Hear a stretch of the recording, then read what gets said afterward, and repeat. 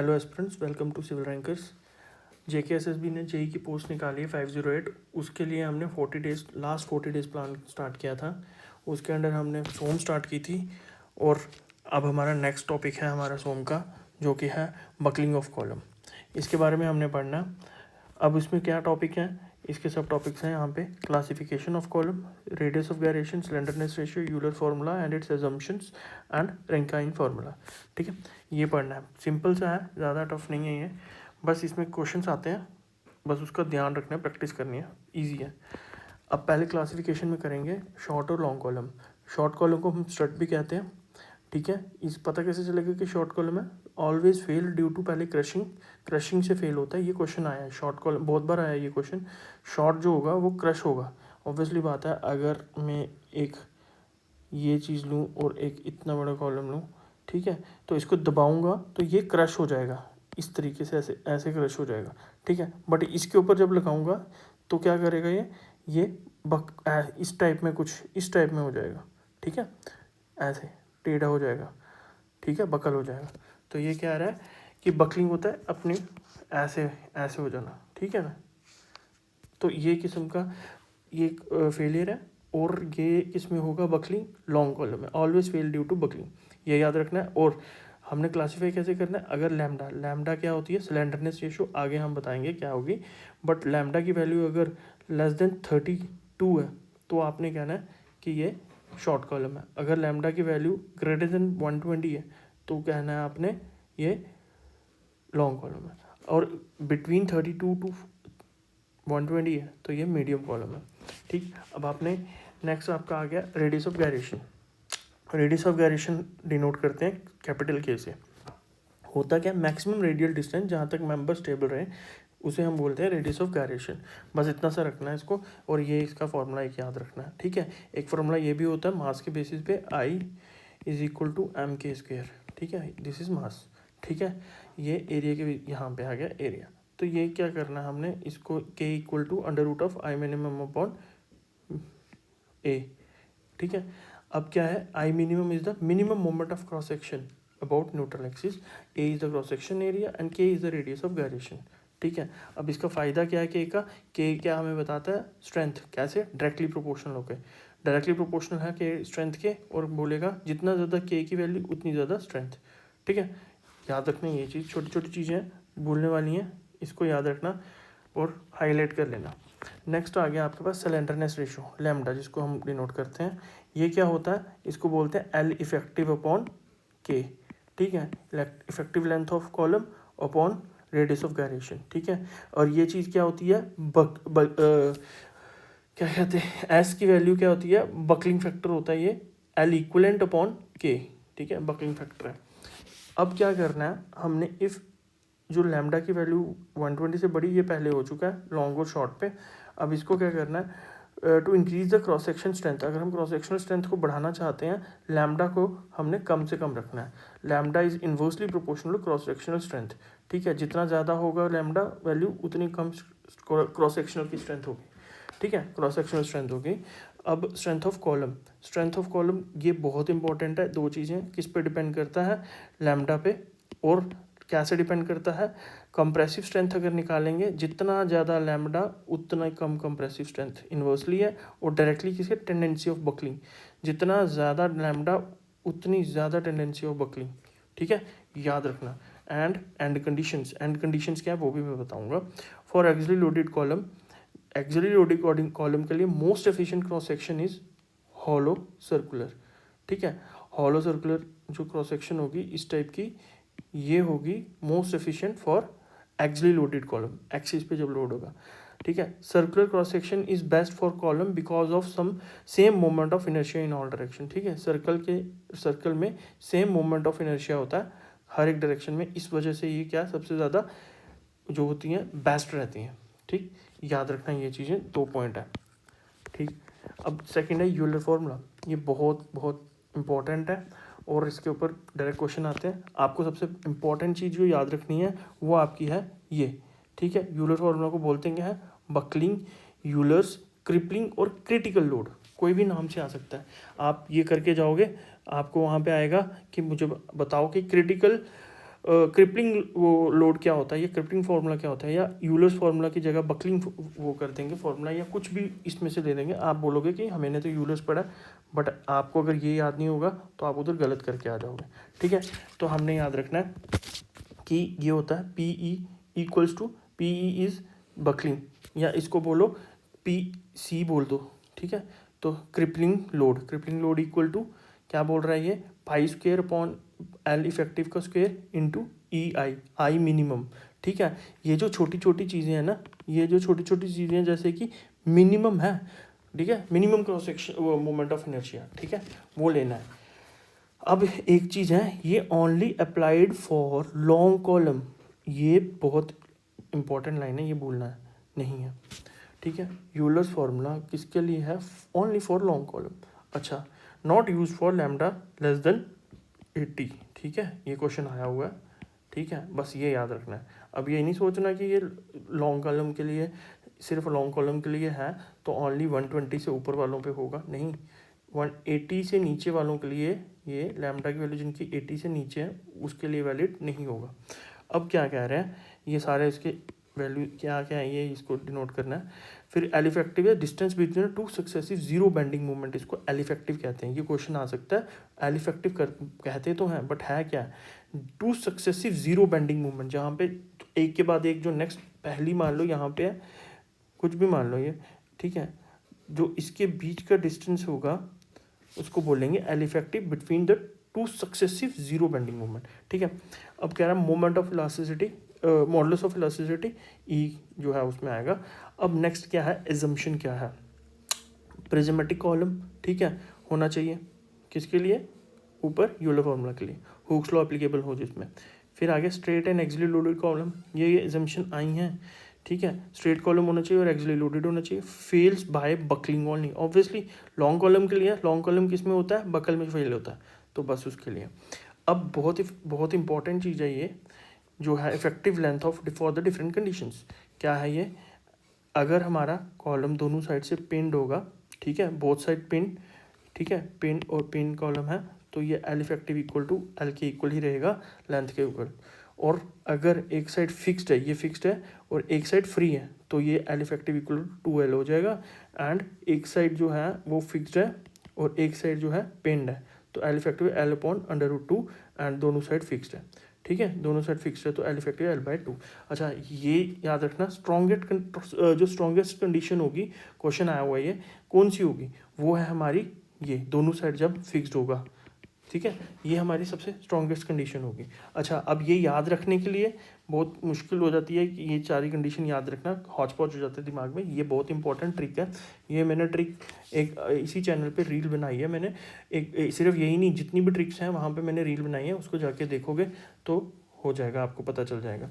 फिर भी मैं आपको बता देता हूँ यहाँ पे शॉर्ट में कि एफ़ क्या है, एफ़ याद, बस इसको याद रखना है, बाकी सारा सिंपल हो जाएगा। एफ़ इज़ इक्वल टू √2, अगर 2F होंगे तो इक्वल टू 2, √2 हो जाएगा ना, 2 हो जाएगा। और दूसरा जो है D और D, जब 2D होंगे तो समझना है डिवाइड है। ठीक है, इसका मतलब क्या, मैं अभी आपको बता दूंगा। अगर देखो फिक्स्ड और फिक्स्ड है, दोनों साइड फिक्स्ड है ना, F और F, तो आपका क्या हो जाएगा, 2F है तो 2 आ जाएगा वैल्यू, बट होगा कहाँ 2, डिनोमिनेटर में कि न्यूमिनेटर में। तो डिवाइड में या मल्टीप्लाई में देखने के लिए मैंने आपको बोला 2D जो होंगे जब, तो मतलब डिवाइड है, तो ये 2 आएगा, बट किस में, डिवाइड में नीचे, तो 1/2 हो जाएगा L। वैसे फिक्स्ड और फ्री के लिए दोनों F है, मतलब 2F मतलब 2 तो है ही है, बट किस में है, मल्टीप्लाई में कि डिवाइड में। तो अब देखना D सिंगल है यहाँ पे, यहाँ नहीं है, तो एक ही D है, तो मतलब सिंगल D मतलब इनटू में, तो 2 मल्टीप्लाई में हो जाएगा, 2L हो जाएगा एल इफेक्टिव। वैसे फिक्स्ड एंड पिंड है, अब क्या करना है, फिक्स्ड एक ही सिंगल F है, तो मतलब √2 होगा, √2 आएगा कहाँ, ये D, यहाँ भी D, ठीक है, D और D डिनोमिनेटर में, तो ये आ जाएगा √2 आएगा डिनोमिनेटर में, 1/√2L। और पिंड और पिंड में F है ही नहीं है, तो आपको D देखना ही नहीं है। ठीक है, पहला मेन है ये, तो आपको देखना है पिन जो होगा वो L इक्वल टू L हो जाएगा। ठीक है, याद रखना, अगर ये डिटेल में देखना है तो मैंने आपको रील यहाँ इस चैनल पे बड़ी जल्दी आएगी ट्रिक्स की, तो उसमें देखना। ठीक है, अब नेक्स्ट चलते हैं हम, एक चीज़ और, एक ट्रिक और है मेरे पास, यहाँ पे लिख देता हूँ अभी यूलर की, इसको याद रखने के लिए ट्रिक क्या बनाई है, ये मेरी खुद की ट्रिक्स हैं यार, आप एक बार क्या करना, अपनी अगर कोई बनेगी आपसे तो आप भी बना सकते हो, वो ज़्यादा इफेक्टिव है। बट अगर नहीं बन रही है, टाइम नहीं है यार, तो आप ये यूज़ कर सकते हो। मैंने लिखा है कि क्या क्या मैंने लिखा, यूलर जो है, यूलर, ये जैसे मैंने लिखा है वही लिखना है, हिंदी तो हिंदी, इंग्लिश तो इंग्लिश। यूलर के लॉन्ग कॉलम के लिए प्यारे प्यारे इंजीनियर्स इंडिया के लिए लड़े। ठीक है, ये याद रखना है। अब आपको मैं बताता हूँ इसकी ट्रिक कैसे बनेगी। अब यूलर के लिए, यूलर के लॉन्ग कॉलम, यूलर फॉर्मूला किसके लिए होगा, लॉन्ग कॉलम के लिए। ये आ गया ना ये वाला, ठीक है। के लिए प्यारे प्यारे, पी क्या आ गया, पाई, पी फॉर पाई, ये भी पाई, ये पाई, और इसका भी पाई। ठीक है, दोनों पाई क्या हो गया, पाई स्क्वायर हो गया, है ना। तो इसको चलो बाद में लिख देते हैं। ई फॉर ये वाला young modulus of velocity, I for कौन सा, moment of inertia, I minimum तो पता ही है, ठीक है, मिनिमम आएगा। के लिए लड़े, एल मतलब एल इफेक्टिव, तो क्या हो जाएगा। अब मैं इसको बनाता हूँ कि क्या होगा, ये इक्वल टू पाई, ठीक है, ई आई मिनिमम अपॉन में एल इफेक्टिव। तो इसको मैं सिंपल ये लिख लेता हूँ, pi square E I minimum upon L effective का स्क्वायर। ये याद रखना है। क्या याद रखना है, सिंपल आपको याद रखना है कि यूलर, आपको याद रखना है यूलर के लॉन्ग कॉलम के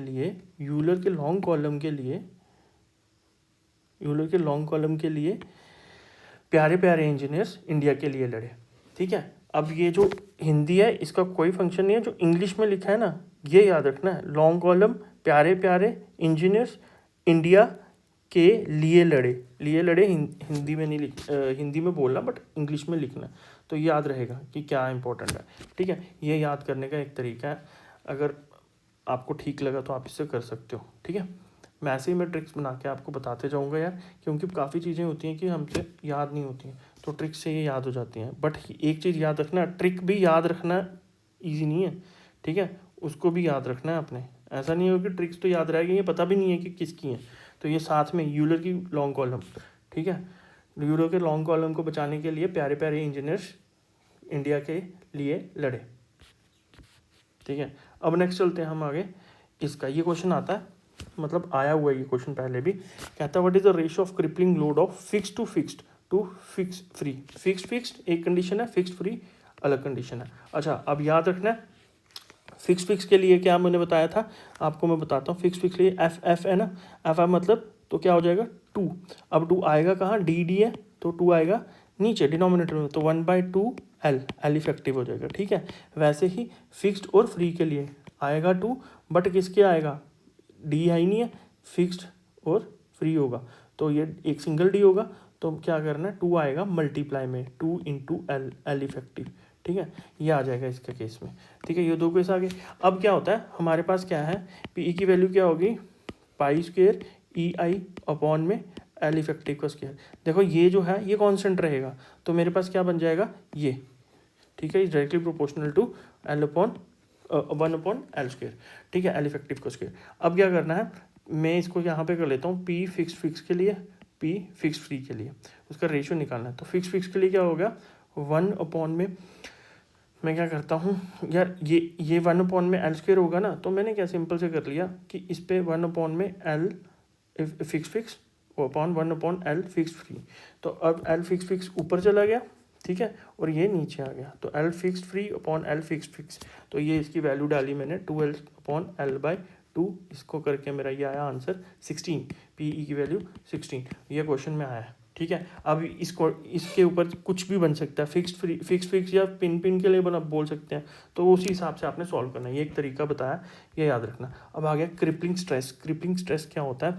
याद रखना है हमें क्रिपलिंग लोड का तो पता है क्या है, पाई स्क्वायर ई आई अपॉन एल इफेक्टिव का स्क्वायर। हमें यह भी पता है कि स्ट्रेस क्या होता है, लोड अपॉन एरिया।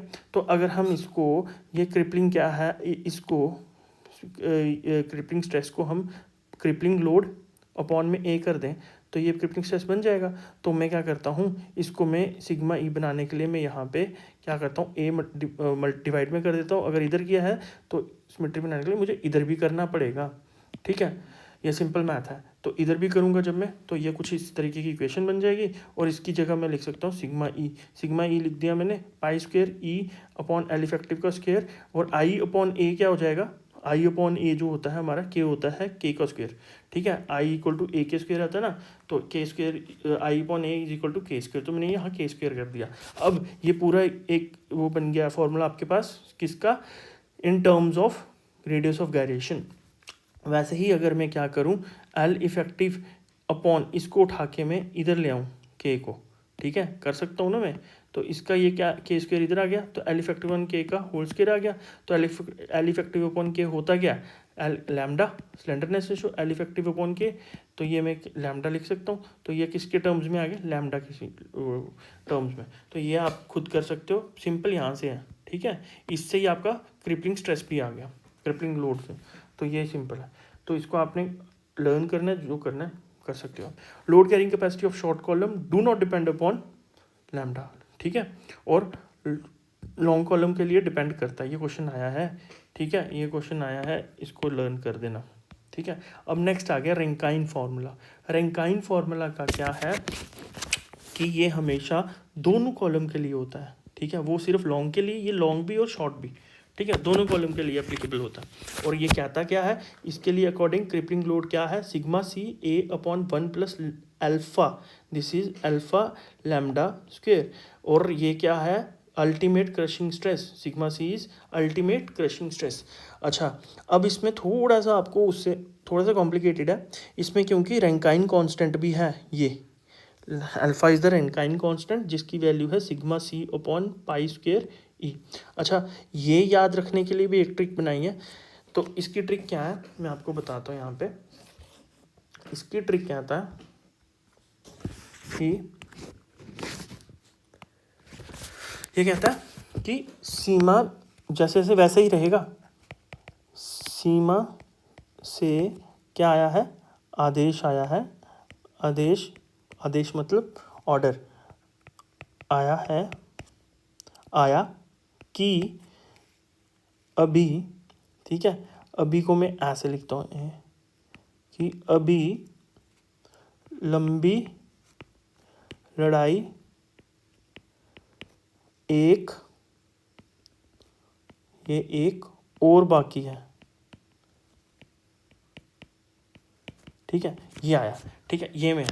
अब इसका क्या है, अब इसका मैं बताता हूँ इसको कैसे बनाना है। सीमा से आदेश आया, ठीक है सीमा से सिग्मा, ठीक है सीमा से एस से सिग्मा, ठीक है सिग्मा सी, ठीक है सीमा से आदेश आया है ए फॉर एरिया। ठीक है, और ये कि अभी के साथ क्या है, मैं ये बना देता हूँ अभी लंबी लड़ाई मतलब एल फॉर लैम्डा, इसमें याद रखना है एल, इसमें एल इफेक्टिव नहीं, एल फॉर लैम्डा जिसका ऐसे लिखेंगे तो लैम्डा, ये भी लैम्डा, तो लैम्डा स्क्वायर कर दूंगा मैं यहाँ पे। एक और बाकी है, मतलब एक और बाकी है +1, एक और बाकी है। तो बस यही रखना है, सिग्मा सी ए अपॉन में 1 प्लस, या बाद में प्लस करो, अल्फ़ा लैम्डा स्क्वायर। ठीक है, ये एक सिंपल सा हो गया तरीका इसको याद रखने का। अच्छा, अब मैं अगर इसको ये बोलूँ कि इसको कैसे याद रखना है, अब ये तो पता चल गया, अब इसका कैसे याद रखना है। इसको याद रखने के लिए एक और ट्रिक बनाई है, उसी से रिलेटेड है। कहता है सीमा पर पैसे ही को हम ई बोलेंगे, पैसे। ठीक है, सीमा से सिग्मा हो गया, ठीक है पर से पाई तो पैसे पाई और पाई स्क्वायर हो गया। ठीक है, पैसे ई, फिर ई, पैसे। ठीक है, सीमा पर पैसे पाई पैसे ही पैसे, ठीक है, याद रखना, पैसे ही पैसे। अब क्या है, ये वैल्यू है किसकी, आपके रैंकाइन कांस्टेंट की। रैंकाइन कांस्टेंट की वैल्यूज़ क्या हैं, ये रॉट आयरन के लिए 1/9000, स्टील के लिए 1/7500, ये इंपॉर्टेंट है ये वाला, ठीक है, कास्ट आयरन के लिए और ये वुड के लिए, ठीक है, ये याद इंपॉर्टेंट है, ठीक है। अब क्या कह रहा है, ये लैम्डा जो है ये कैसे सेफ्टी से रिलेट करता है, 1/सेफ्टी, ठीक है, जितना ज़्यादा लैम्डा वैल्यू उतनी कम सेफ्टी, इन्वर्सली प्रोपोर्शनल हो गया।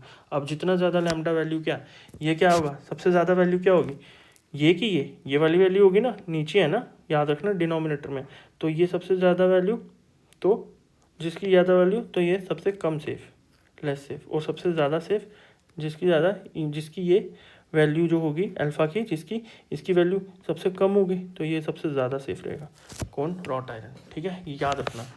अब क्या आ रहा है, स्ट्रट। स्ट्रट क्या है, ये छोटी सी लाइन है बट आया हुआ ये क्वेश्चन, हॉरिजॉन्टल और वर्टिकल हो सकता है but always carries compressive load. Strut हमेशा कंप्रेसिव लोड करता है, चाहे ये हॉरिजॉन्टल होगा चाहे ये वर्टिकल होगा, ठीक है। स्ट्रट को हम क्या बोलते हैं, short column, as for strut as for short column.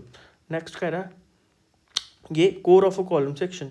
Core of a column section कहता है सेंटर से डिस्टेंस जहाँ तक इसेंट्रिक लोडिंग अलोड हो। ये मैंने पहले भी बताया आपको, फिर मैं रिपीट करता हूँ, लास्ट लेक्चर में बताया था कि हम क्या होता है कि इसेंट्रिक लोडिंग के टाइम में, इसेंट्रिक मतलब सेंटर से आगे पीछे, तो कहीं भी लोड लगाएं तो हमें क्या करना है, टेंशन ना हो, ठीक है। उसके लिए हमने फाइंड करना है कि एक एरिया जिसके अंदर हम लोड लगाएं और कहीं भी उसके अंदर उस एरिया में लोड लगाएं तो हमें टेंशन नहीं मिलेगी, ठीक है। तो वो चीज़ फाइंड करनी है, तो वो मैंने लास्ट वीडियो में बताई है आपको कैसे, बट बस एक ही चीज़ है याद रखना है, रेक्टेंगल के लिए ये b/6 एंड d/6 होगा, ठीक है। वैसे ही अगर मैं बी के यहाँ से देखूंगा तो यहाँ से यहाँ तक की वैल्यू क्या हो जाएगी, ये वाली b/6, और यहाँ से यहाँ तक की वैल्यू क्या हो जाएगी, d/6। अब ये पता है, ठीक है, ये बन गया आपके पास। अब ये क्या बन गया, एक किस्म का क्या बन गया, ये रोम्बस। रोम्बस का एरिया क्या होता है, अगर मैं ये पूरा एरिया निकालूं तो होता है d1 × d2/2। तो d1 × d2 क्या हो जाएगा, ये हो जाएगा डायगोनल 1, d1/d2, ये साइड्स हैं, साइड 1 साइड 2, तो हमने b/3 और ये d/3, ये आ जाएगा आपका b/3 और d/3, ठीक है। ये क्या आ जाएगा, डायगोनल्स, सॉरी डायगोनल्स हैं, ये दोनों डायगोनल्स हैं, तो ये डायगोनल 1 क्या बन जाएगा, पूरा ना यहाँ से, तो ये यहाँ से यहाँ तक क्या आएगा b/6, तो b/6 × 2 करेंगे तो ये क्या हो जाएगा b/3 हो जाएगा, तो b/3 ऐसे ही d/3 हो जाएगा। तो ये वैल्यू डालेंगे यहाँ पे d1 d2 की अपॉन 2 करेंगे तो ये आंसर आ जाएगा BD/18। तो ये BD/18 एरिया में अगर हम लोड लगाएंगे तो ये नो टेंशन देगा, नो टेंशन जोन है मान लो, ठीक है। अब क्या कह रहा है, इसका आपने क्या करना है, आपको एक चीज़ और करनी है, ऐसे भी कर सकते हो, ठीक है। कोर एरिया 1/2 अगर ये एक ट्राइंगल का लें, ठीक है, तो ये एक ट्राइंगल का हाइट क्या आ जाएगी d/6, ठीक है, और बेस क्या आ जाएगा b/6, और 1/2 इंटू बेस इंटू अल्टीट्यूड यानी कि हाइट, तो कितने हैं ट्राइंगल, 4, तो इंटू 4, तो ये करेंगे हम, तो ये क्या आ जाएगा, अगर मैं इसको 2 से करूँ, 2 3 6 3 18 एंड b/, ये फॉर्मूला आ जाएगा। अच्छा, नेक्स्ट क्या है, सर्कल। सर्कल क्या याद रखना है, सर्कल का मैंने पहले भी बताया था, फिर से बताऊँ, d/8 होता है, ठीक है। d/8 होता कहाँ से है, इस यहाँ से लेके यहाँ रेडियस, ठीक है, याद रखना।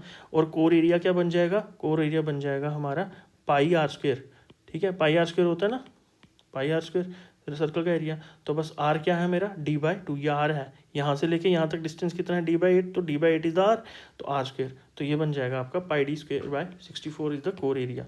इसके अंदर आप लगाओगे कोई भी लोड तो जो है टेंशन नहीं देगा, और इसको क्या बोलते हैं, कर्न, KERN, ये पूरा कर्न होता है, ये बहुत इंपॉर्टेंट है, ये आया है कर्न का, वो बताओ क्या एरिया होता है, ठीक है, क्वेश्चन में आया।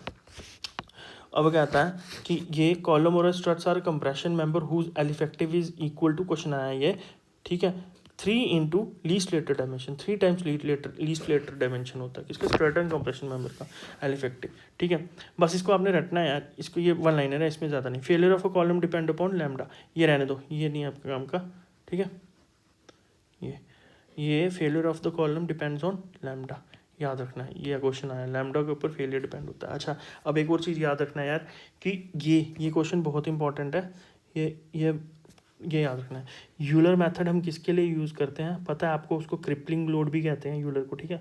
तो analysis of crippling load of column, Euler method. Limbs theorem, मैंने जब थिन वेसल, थिक और थिन वेसल कराया था, उसमें मैंने बोला था थिक वेसल के लिए जो एनालाइज करने के लिए हम लेम्स थ्योरम से करते हैं, तो ये याद रखना है। लेम्स थ्योरम से थिक सिलेंडर करते हैं।